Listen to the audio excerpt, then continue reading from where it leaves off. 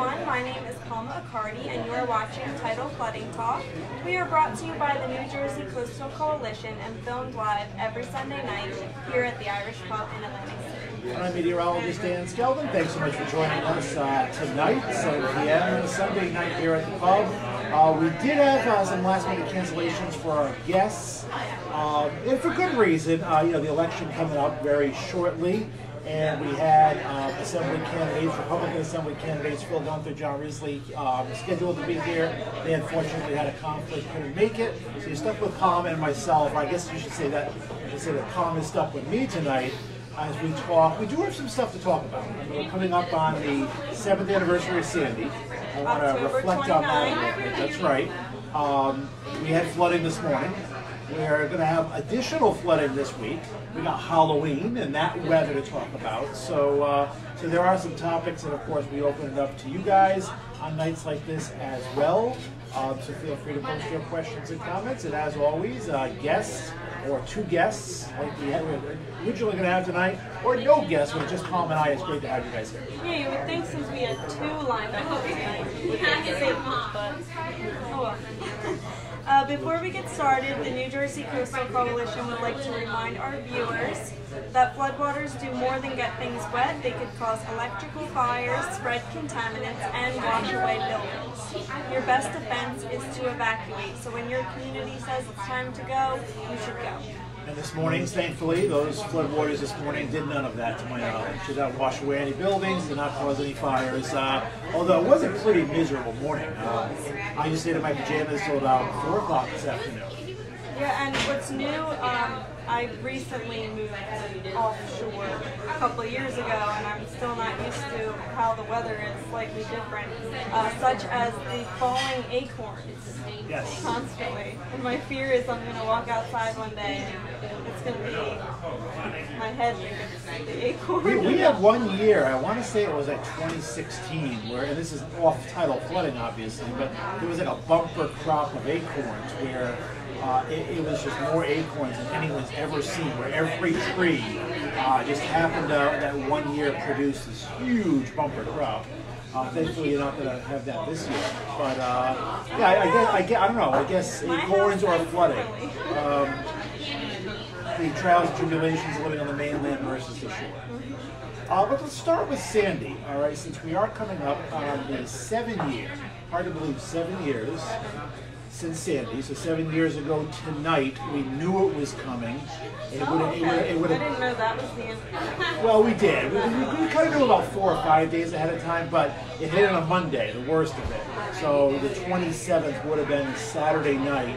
Evacuations were already underway, or should have been completed, really, because the storm started hitting on Sunday.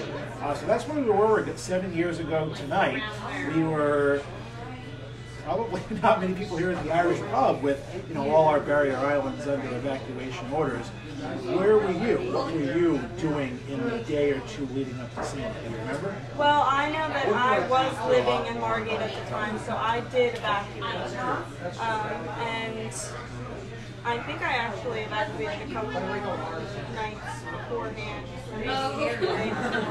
But I also remember that I wasn't allowed back to my home until days after the Sandy. And in Margate, they had the big issue with sand in the streets after. On like Atlantic Avenue, right. Piles of sand. Which is better than water, I guess, technically. Of course, a lot of towns also had water lingering for days after the storm.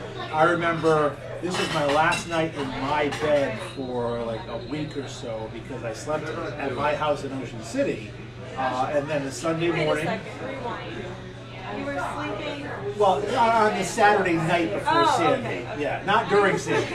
The Saturday night before Sandy was the last night in my bed for a while. Sunday morning, I remember I had a breakfast at Reddy's in Ocean City, my favorite breakfast spot, at like 7 a.m. And then I reported to work, and I don't think I left work until Wednesday or Thursday. And then after that, it was all food drives and water drives. And I remember just driving box trucks all around South Jersey, dropping off stuff at schools after like a 96-hour marathon forecasting session. It was the most memorable but heartbreaking 96 hours I ever. And what do you think was the most important part of your forecasting? Was it before the storm hit, or perhaps during? I think both before and during. Before, because we had to get the message out that this was not Irene. Because everyone thought this was going to be another Irene. We got lucky in Irene. We didn't get lucky in Sandy. So getting that message out. In fact, I had a vacation planned for the week before Sandy. I canceled it ahead of time, saying, all right, I'm going to need you need it at work. So I saw the storm coming days ahead, canceled my vacation, and said, all right, that's where I want to be forecasting. And then I think during the storm, just getting the information out as far as, the nowcasting. I mean, here's how bad it's going to be, here's how high the water is getting. Some people lost power, so we were doing Facebook, we were doing Twitter. It was the most intensive, 24 hours I've ever worked. That Monday when the storm made landfall. Sunday it was gradual, but that Monday was pretty intense. And when did you realize, hey, this is going to be a serious impact? Honestly, probably 3 or 4 days ahead of time. We knew there's parts of New Jersey that are not going to be the same after this, and Cape May County fared the best. Ocean and Monmouth counties fared the worst. So we knew 4 days ahead of time some part of the Jersey Shore is going to be changed forever. We just didn't know, would it be Atlantic City? Would it be Cape May? Would it be Tom's River? It ended up being farther north. 4 days ahead of time, we weren't sure where it was going to be, but we knew it would be somewhere in New Jersey. And then by the Sunday night, Monday morning, we knew, it's coming, and it might be a little worse the farther north you go. Well, realistically, actually, all of the Jersey Shore was changed forever. Even though the scales are different. I mean, codes have changed. Flood insurance, obviously. FEMA has more, influence on what we do. So I think even though a lot of people, some municipalities may have been affected worse, it's in reality all of them. That's a very good point. So I think I stand corrected. I think as far as change forever, you're right. Every town up and down the shore, Delaware Bay, every county impacted. I think in a sense I was using the change forever, meaning the actual shoreline would be changed forever. And up in Ocean and Monmouth counties, you had areas where the ocean met the bay, and you had new channels dug through barrier islands. So yeah, it was worse, but you're right. Every town was changed forever because of the way we look at storms now and handle storms now. And thankfully we have not been tested, tropically anyway, since Sandy in 7 years, and hopefully it's another 70 years before we're tested again. We got 1 month to go of this hurricane season. I think we're going to make it okay, although the rain this morning had a little bit of tropical highs from Tropical Storm Olga, which was in the Gulf, only survived for 6 hours, but some of the heavy rain today was from Olga. Now, what should we be expecting flooding wise for the rest of the week? Is it going to be more coastal flooding, or how about offshore communities? Good question. Now, this morning we had a combination. We have a new moon right now, so this morning we had tidal flooding and we had heavy rain flooding, and the two kind of met. And it led to road closures and some significant flooding up and down the Jersey Shore. That rain is gone. The winds are diminishing and shifting around. If there's any tidal flooding tonight, it's very, very, very minor. Tomorrow we should have a break, but then the wind becomes onshore again on Tuesday. Now I think it's a dry day Tuesday. It's one of those nuisance, light northeast winds. You're going to have a new moon still, so you're going to have at least some minor tidal flooding on Tuesday. Even though there'll be no rain Tuesday, you're going to have at least minor tidal flooding, maybe a little bit higher, and then towards Halloween, and then on Friday. So Halloween is Thursday, Friday's November 1st, there'll be another round of potentially heavy rain. Not sure about tidal flooding there, but there'll be some heavy rain there this week. It's looking iffy, let's say, for trick-or-treaters. They want dry weather, obviously. They do, and they got the great costumes, and they want dry weather. It's going to be pretty warm. I kind of sensed you were going to ask that. I mean, ideally you want it warm and dry, right? And if you have it warm and dry, you want it chilly and dry, or cold and dry. Dry is the most important thing. We're going to have it warm, but I think it's going to be kind of wet. The only hope we have is that there'll be different rounds of rain and we get a break around trick-or-treating time. And that's very possible. And right now, I would say warm, like 60s during the day, 50s at night. That's pretty good, but it also, the chance of rain is definitely good. For some reason, I don't think I ever knew the proper way to dress for Halloween. Like, I think I've worn like heavy sweatshirts some years, and then I was hot, and then I didn't bring a sweatshirt, freezing, so. And you do get that different weather. Well, no, actually, yeah, Halloween's tough because in South Jersey we've had those chilly ones where you do need the layers. We've had the warm ones where light costumes work, no jackets or anything. I mean, late October is a very variable time of the year, so you never consistently have one type of weather. It's good to check. We checked here first this year.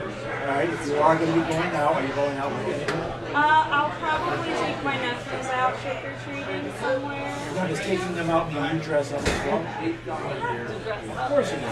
What's your costume this year? I'm going to make a last-minute decision, but I always try to go for something scary. I don't think I've ever worn something like funny or anything like that, but I'll try to be scary again. I'm usually like a skeleton or something. Okay. How about you? Well, I'm working Halloween, so. What about Kenzie? She's dressing up as a deer. Oh. A doe, a deer, a female deer. She has a nice little cute deer costume. Now we're hoping to use it because, you know, it's going to be raining. And ideally, I'll go home in between these cats and trick or treat with her, at least give out candy with her. We live in a neighborhood that's very, very, very popular for trick or treating. But if it's raining, obviously, it kind of rains on your Halloween parade. So hopefully that weather will change. And then it does look pretty chilly for early November as well. Isn't it deer season? It's coming up. I think I've seen signs like on the road, like watch out. Deer. Oh, it is. Deer are very busy this time of year. It's coming up a mating season for deer, so there's a lot of them crossing the road. So yeah, it is deer season as well. In addition to being the start of Easter season and the end of hurricane season, it's also deer season as well. Blame Kenzie's costume for making me think of that. So yeah, Liz Toller asked Kenzie as a costume this year, so yeah, she will be dressing up as a deer. Would you say we had minor flooding today? Paula Sabati asked. Yes, we had widespread minor flooding, and that's just the tidal flooding. Now remember, that tidal flooding is going to happen regardless of the weather. If it's sunny, if it's raining, if it's snowing, you're going to have that much water from tidal flooding today with the wind and the tides. So if it was raining during the high tide, which it was pouring this morning, that added additional flooding. So you had some pockets of moderate flooding, but it wasn't strictly tidal. It was a combination of tidal plus the heavy rain. That's interesting to decipher which flooding is coming from where. And those are the worst tides where the high tide is the same time as the heaviest rain. Because, I mean, the tidal flooding is going to occur regardless of the weather, and the atmosphere is going to dump tons of rain, which have to go somewhere, regardless of the tidal flooding. And you can never tell where one ends and one begins. They all kind of mesh together, but it does lead to some of the worst flooding. Like during Jonas, we actually had very heavy rain, snow clogging all the storm drains, and very bad tidal flooding. And that made that, in Gateway County, Jonas was worse than Sandy because of snow and ice and rain and wind and tidal flooding. So not the two all combined.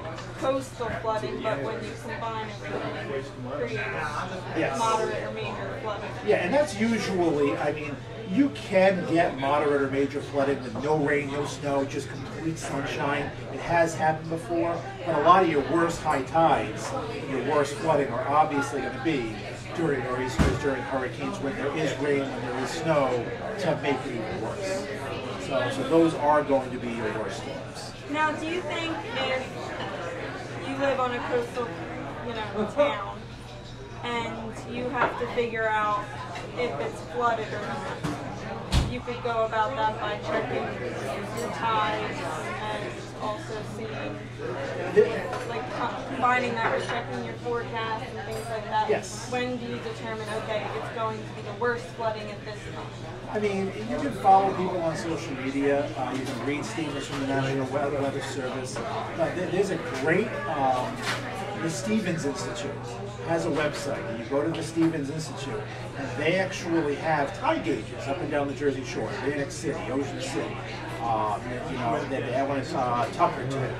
I mean, actually, a lot of shore towns have them, and they have these gauges, and it tells you exactly where that gauge is. Is it in flood? Is it in minor flood, moderate flood, major flood? It tells you the forecast as to where it's going to go. So you can actually follow this stuff online. And ideally, one of the jobs, or one of the goals of the Coastal Coalition is to, give you that information in the palm of your hand and your phone. Something it's in development. It's we're going to hopefully work on, because the more easily you can get that information. All right, what is it doing right now? If I may look out my window and not see flooding, but that doesn't mean that flooding is not ongoing. So what is it doing now? How bad is it going to get? Where is it bad? So that's the point of these web cameras that we're developing up and down the shore in hot spots of flood. Hopefully to have technology that your cell phone handle what you're flooding and where the flood is at. I mean, we can use technology to better inform people, and a lot of very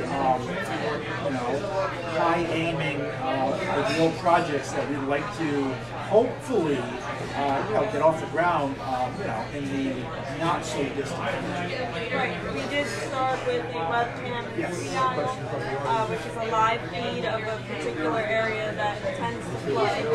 So, I mean, you may see a webcam near you in the hopefully near future. And also, I don't know, it could be just the fact that I notice flooding when I have to be somewhere, but I feel like usually it's flooded when you either have to be at work or have to be somewhere. Yes. It's not like on, a day where you don't have anything to do. So conveniently being able to check right on your phone, a webcam, oh look, that street is flooded. Let me take another route or possibly not drive at all. Absolutely. It's getting the information out there and communicating it and getting it to the most number of people that will be impacted. That is the goal.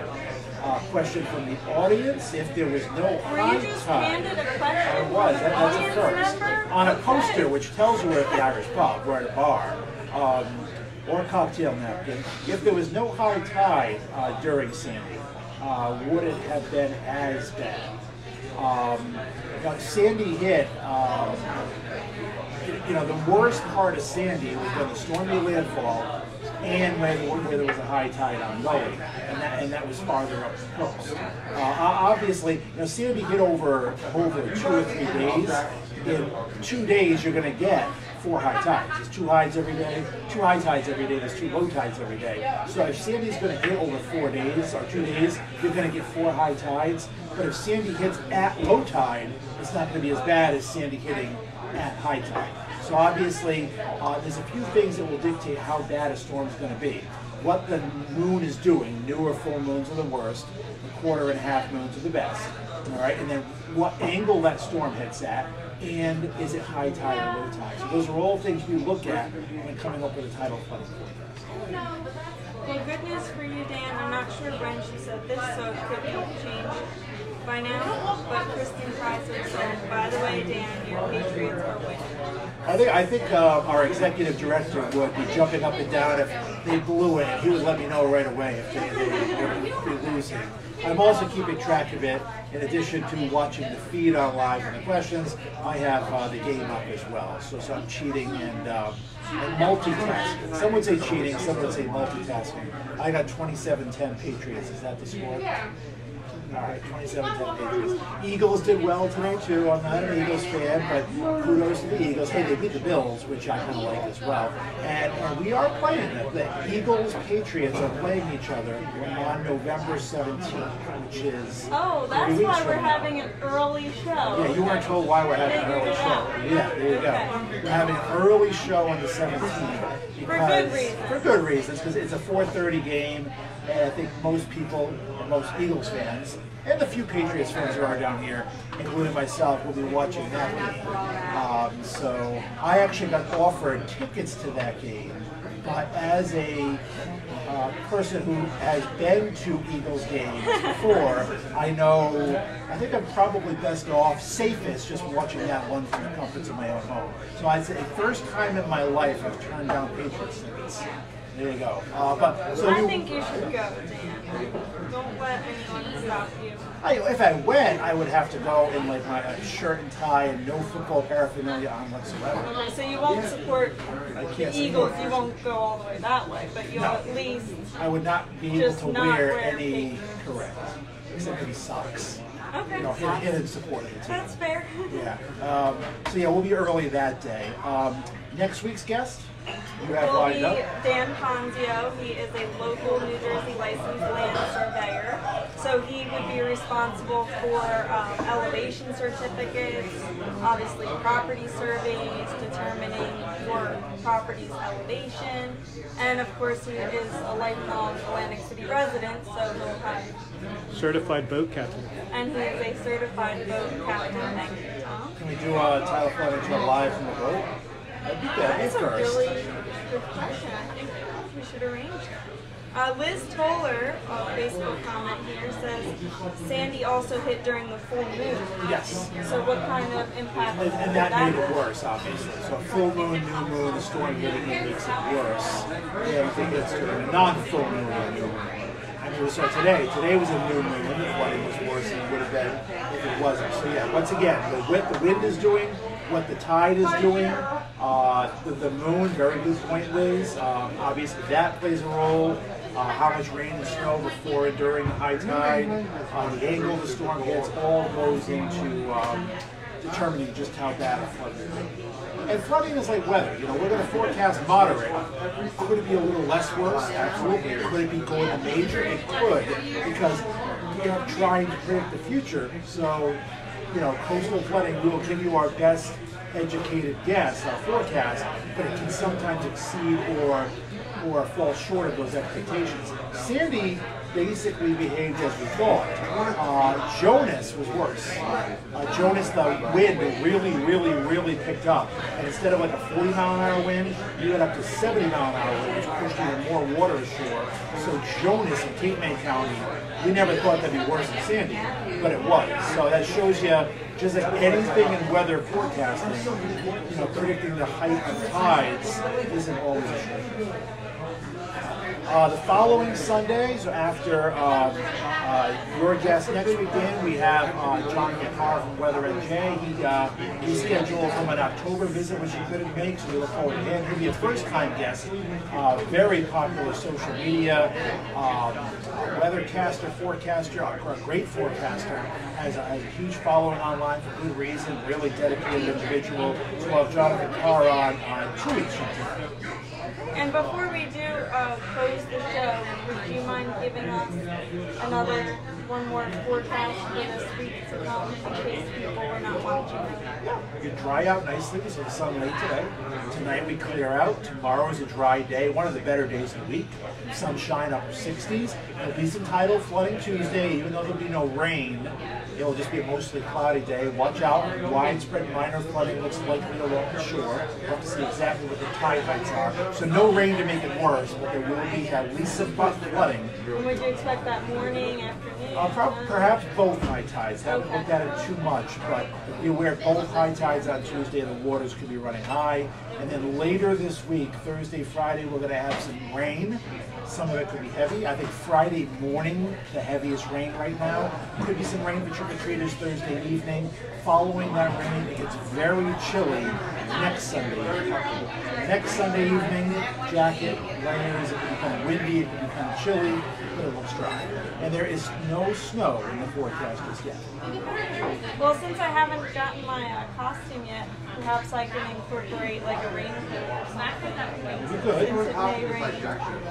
That would be a good idea. Yeah, we are looking a little bit for Halloween right now. So again, Tidal Flooding Talk always brought to you by the New Jersey Coastal Coalition, always hosted by Palma and I every Sunday, 7 p.m. Irish Pub. You can always come on down to the pub, watch us live. And hand us questions. Hand us questions. And of course, you can always watch live here on Facebook as well, and our shows are always archived on Facebook too. And we will be here next Sunday, and hopefully we'll see you then. Have a good week.